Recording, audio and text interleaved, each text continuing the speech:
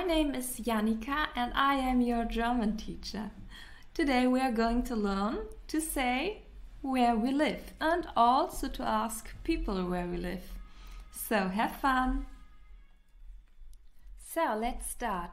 I will read out the dialogue for you and afterwards we analyze it so you can learn how to say where you live in German. Let's go! Los geht's! The title is Wo wohnen Sie?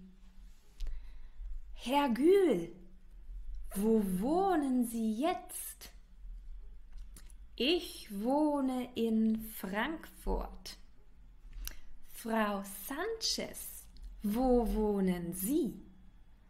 Auch in Frankfurt.